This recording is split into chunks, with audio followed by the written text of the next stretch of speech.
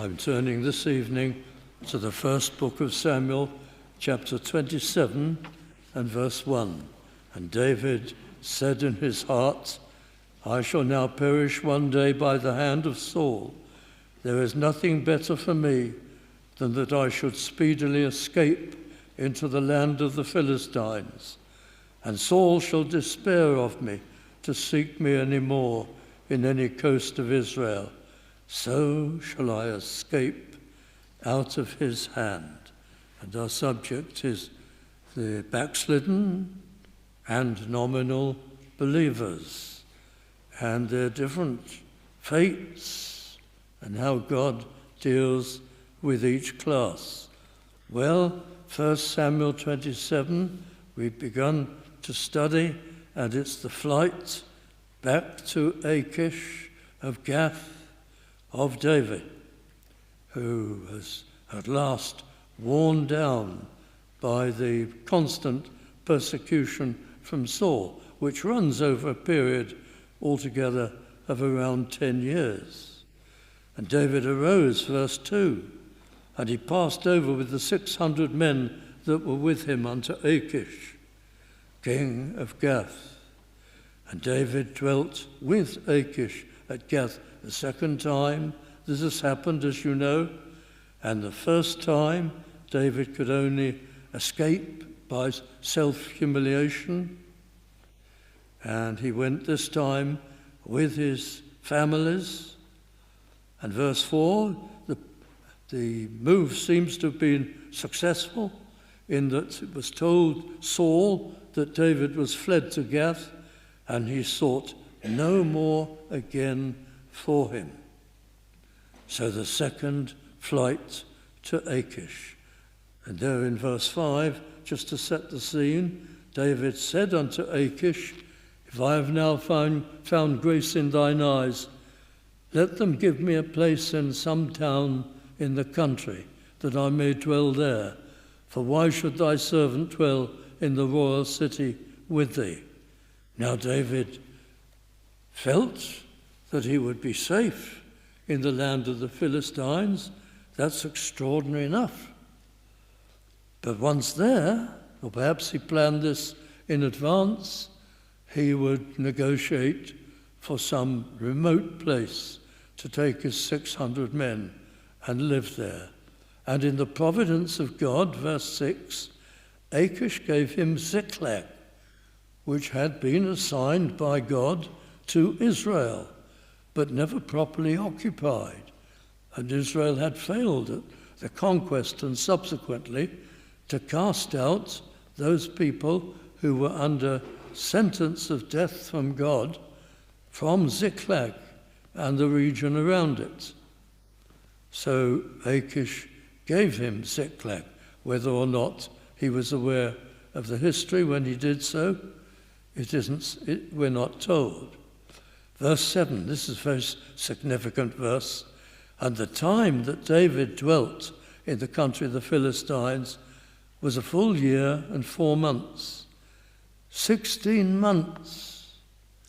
And at the end of that 16 months, the Philistines would mount a massive invasion of Israel.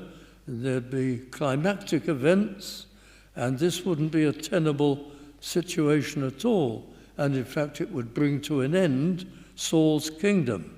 When you think of that the time of persecution, Saul to David, took 10 years, and we're in the last 16 months, and David buckles.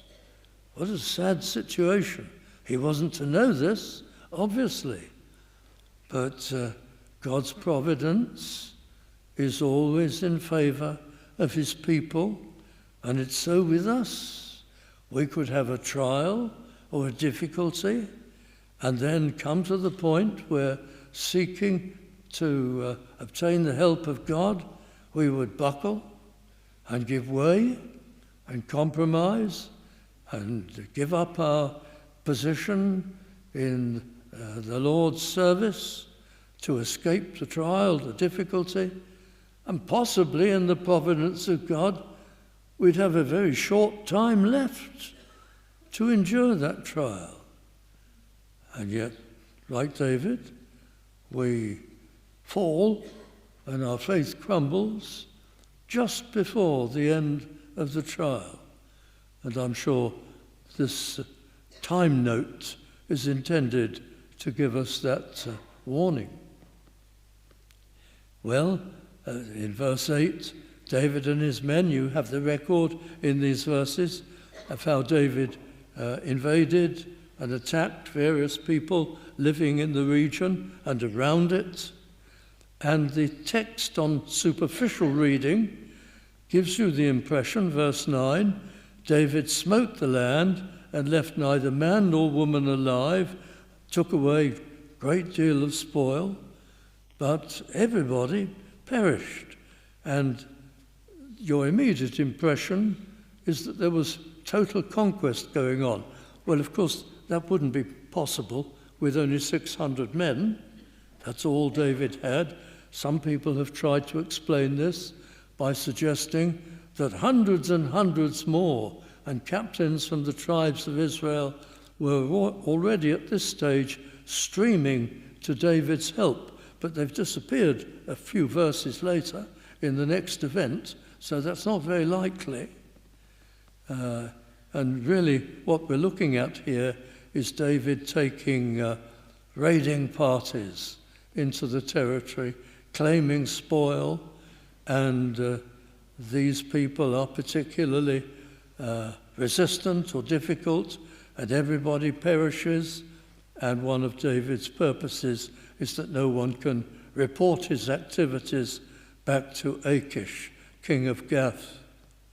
And David will lie to Achish and report that he's been attacking Israelites, so that Achish will think David is sealed in support of the Philistines and has made himself odious to the Israelites by attacking them and going back on the commission of a leader of Israel in those times.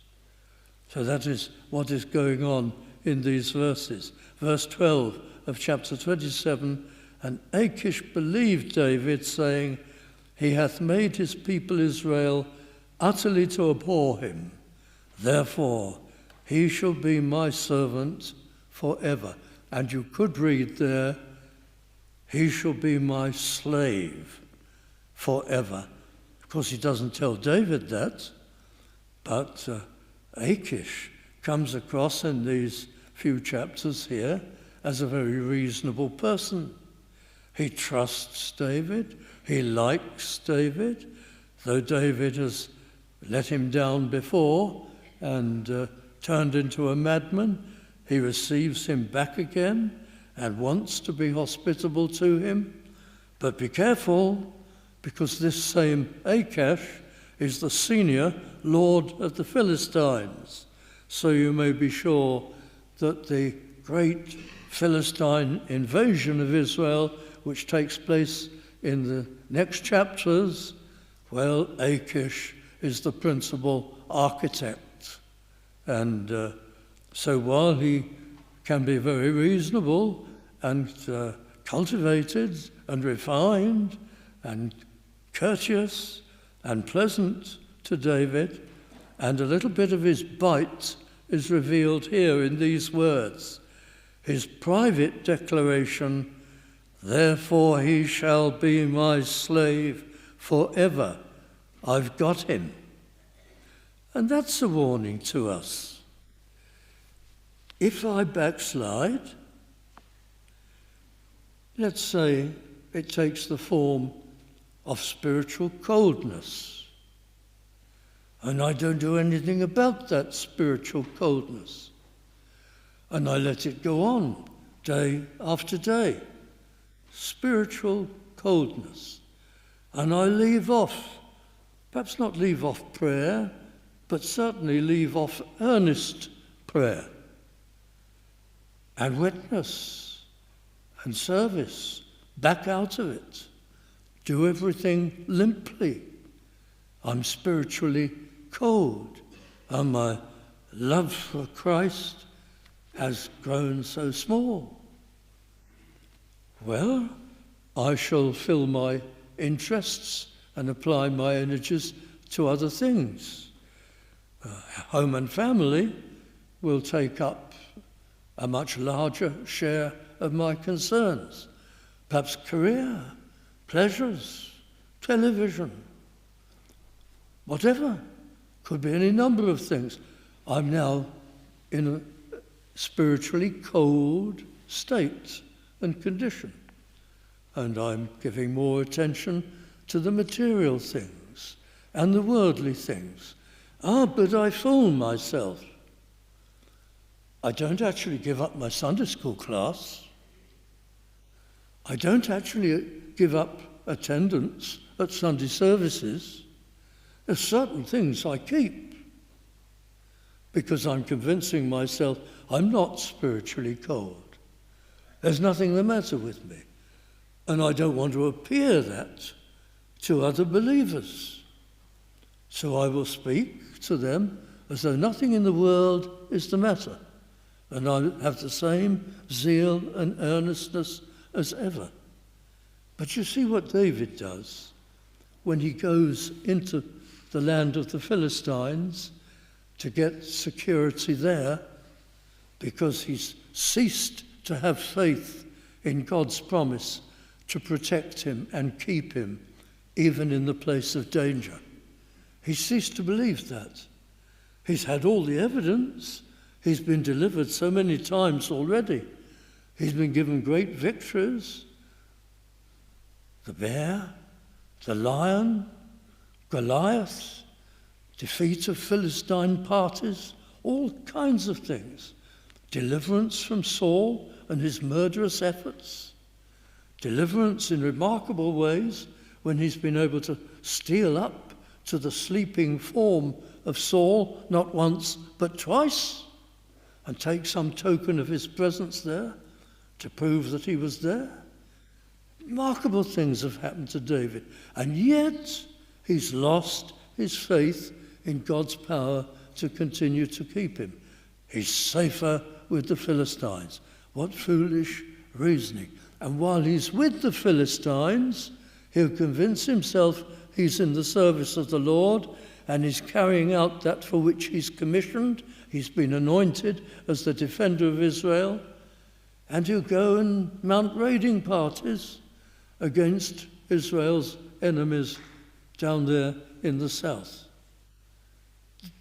A strange compromise where we try to quieten our own unrest and our own consciences. But he's in the land of the Philistines, and that means a whole number of things. What will it do for him to be surrounded by idolatry and not in the place where God has appointed him to be? What will it do for Abigail? She came to his attention and he married her because she was so discerning and enlightened and spiritually minded and wise. Seems to be a wonderful, believing woman. And he's taken her into the land of the Philistines. Did it ever occur to him what this would do to his wives and his family? Let alone the 600, what would become of them? Some of them probably had a very slender hold on the faith. Now they're in the land of the Philistines, and David has lost his confidence and his faith. There's no ongoing proving of the Lord in that situation, and it involves him in other sins, because he has to lie to Achish concerning what he's doing. He has to conceal the fact that he's been executing Philistines, Canaanites, and he has to murder them all so that news doesn't get back to Achish, first lord of the Philistines and the only one among the Philistines with the title of king. So compromise always leads to other sins and other problems, and the worst is to come, because the Philistine war against Israel is going to be organized, and Achish is going to say to David, "You ride with me." Now what's he going to do when he's forced to be part of an onslaught against the people who he's been anointed to lead? So his compromise is going to get him into the worst situation of his life. So we come down to chapter 28. And how is this going to be dealt with? Well, for the moment, the narrative switches to Saul. So we're looking not now at the backslider in David, temporarily, but we're looking at Saul, who is only a nominal believer. He has no spiritual life. He's an unconverted man. He's a kind of cultural or nominal believer only. And it came to pass in those days, verse 1 of chapter 28, the Philistines gathered their armies together for warfare to fight with Israel. And Achish said unto David, "Know thou assuredly, thou shalt go out with me." That's the situation. When our verse 3, Samuel was dead, what's this note here for in the narrative? You'll soon see. And all Israel had lamented him and buried him in Ramah, even in his own city. And Saul had put away those that had familiar spirits and the wizards out of the land. Every medium, every spiritist was either executed or banished. It wasn't wholly efficient, as we soon see, but that's what Saul had done. Why had Saul suddenly done that? He'd had years to do this and never done it. Why now, after the death of Samuel? It's his insecurity. He's a nominal believer. There's a lot of superstition in him. And he evidently feels that if after Samuel's death he does something that Samuel had always insisted on being done, he would get some release or relief from Samuel's condemnation of him. Well, Samuel hadn't personally condemned him. He'd only passed on the word of the Lord that Saul was finished and would lose his kingdom and be replaced. But Saul evidently thinks that if now he pleases Samuel, it'll make a difference. He's only a nominal believer. Once God speaks, he speaks. Well, the Philistines, verse 4, gathered themselves together, and so did the Israelites. But verse 5, Saul saw the host of the Philistines. His heart greatly trembled. He was terrified. And when he inquired of the Lord, we had it in our reading, the Lord answered him not, neither by any prophet, by the Urim, by none of the means that could be employed at that time. And so Saul, in verse 7, asks for a medium. And they know where they can find one, the so-called Witch of Endor. Well, how sincere was his abolition of the mediums and the spiritists, if in his terror he promptly turns to one. Mark you, even Christians buckle like this sometimes. You find believers who have very clear biblical views about prayer and healing. In sickness, sometimes we'll say, begin to take an interest in a faith healer, which is virtually what Saul does here. We should banish the mediums and the spiritists, but turn to them in need. Verse 8, Saul disguised himself, took only 2 people, went by night. He certainly didn't want to be known that he was doing this. And he calls for the Witch of Endor to bring up Samuel. Of course, she can't do that. She has no power to bring up Samuel. And yet, it's said in the narrative that Samuel appeared, or some sort of form appeared, or something that could be interpreted as Samuel. The description is very vague. An old man covered with a mantle, and that's presumed by the superstitious Saul to be Samuel. Well, you can take one of two views. There are more, but two most credible views of this, and that is that God did overrule, and that Samuel was enabled to speak by the power of God miraculously into this situation and repeat his warning against Saul and the prediction of his death. The prevailing view among the Puritans, however, was that it was Satan that brought up the visage, the image of Samuel. And Satan, who can quote scripture when it pleases him and parrot God when it pleases him and suits him, gave the condemnation of God to Saul. Why might it have been Satan? Well, idolatry was Satan worship, or the acceptable form of Satan worship for the time. Incidentally, people often ask this question, where is Satan in the Old Testament? And cynics people cynical toward the Bible say, oh, there's nothing about Satan in the Old Testament. He only appears in the New Testament. And they make great mileage with various jibes along these lines. Of course, it's quite inaccurate.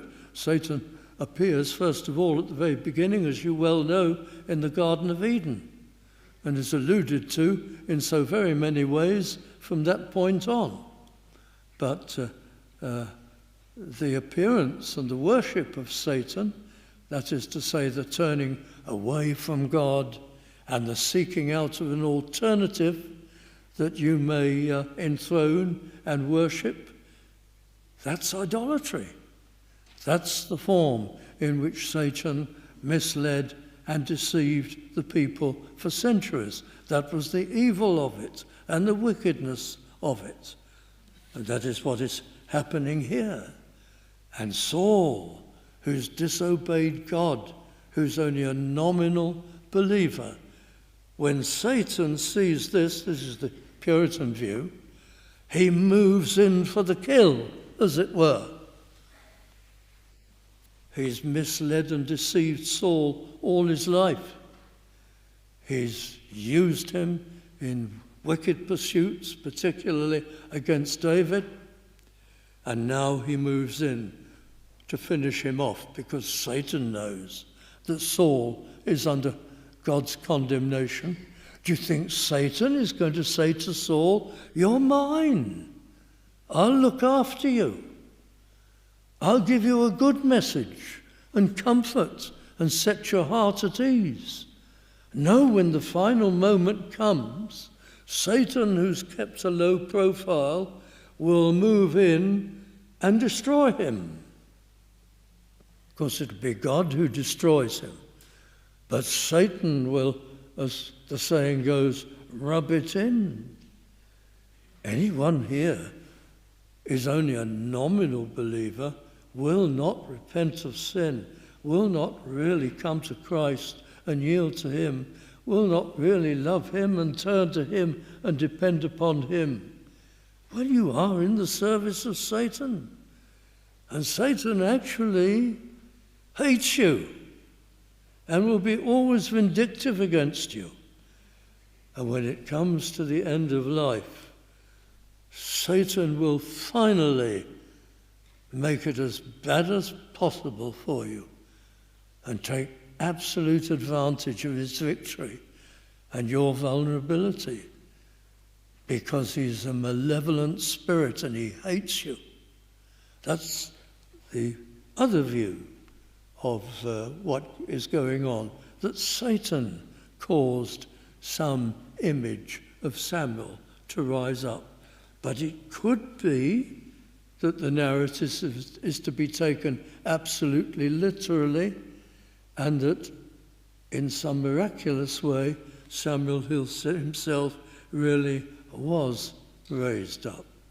But those are the two possibilities of the passage.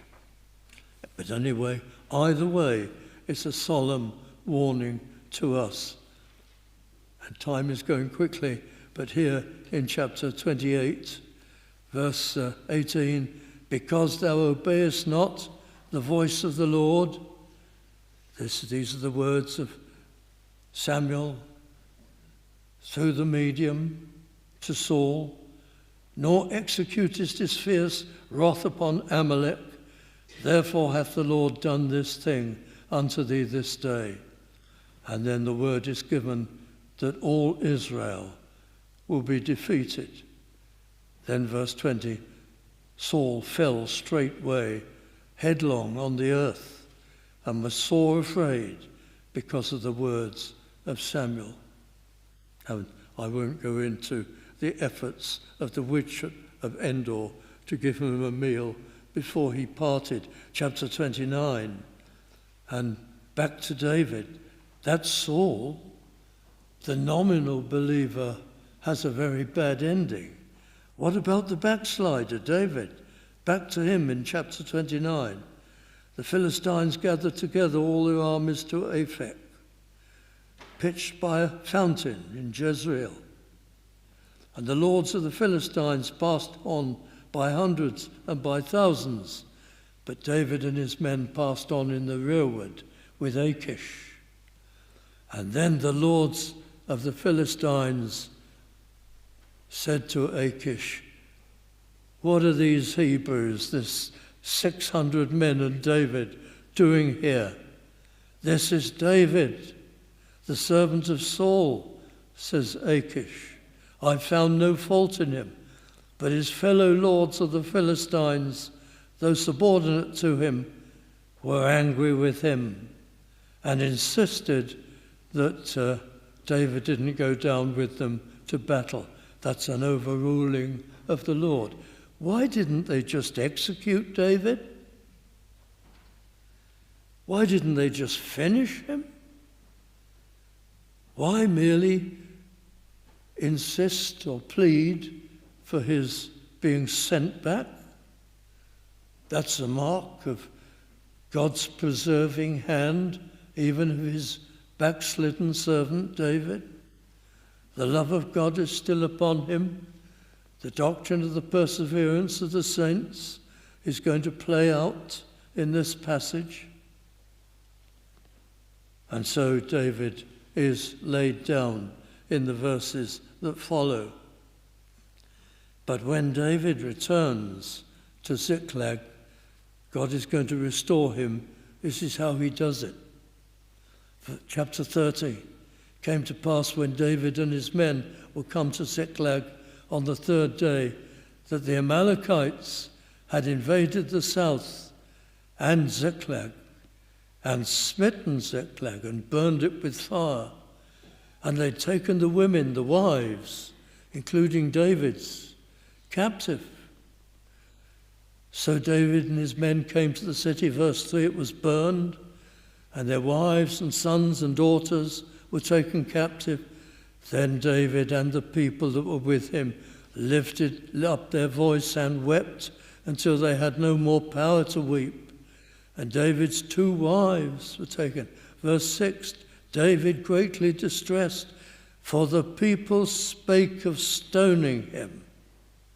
Loyalty to him of his band of 600 was lost, because the soul of all the people was grieved.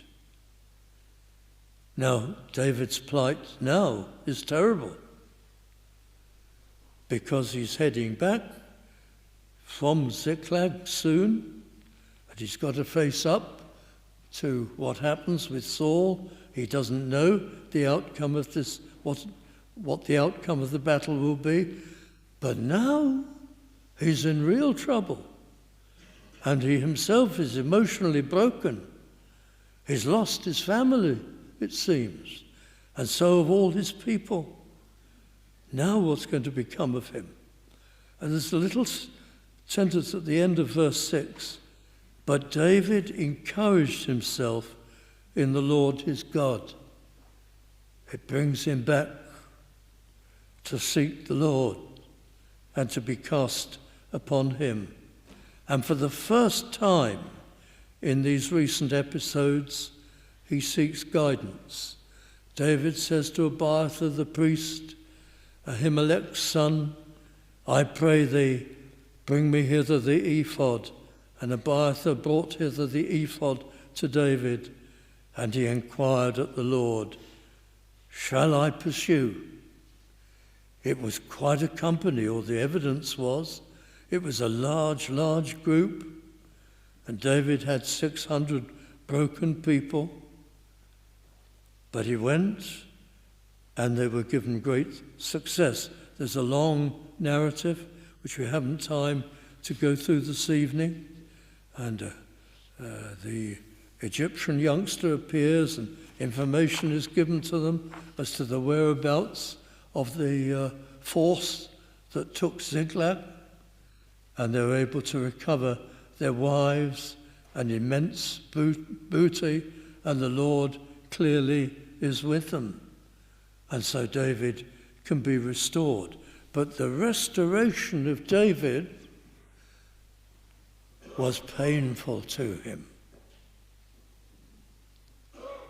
You can look at the passage and say, not painful enough. David had behaved very, very poorly. But God's disciplines are always tempered with kindness and mercy of his people.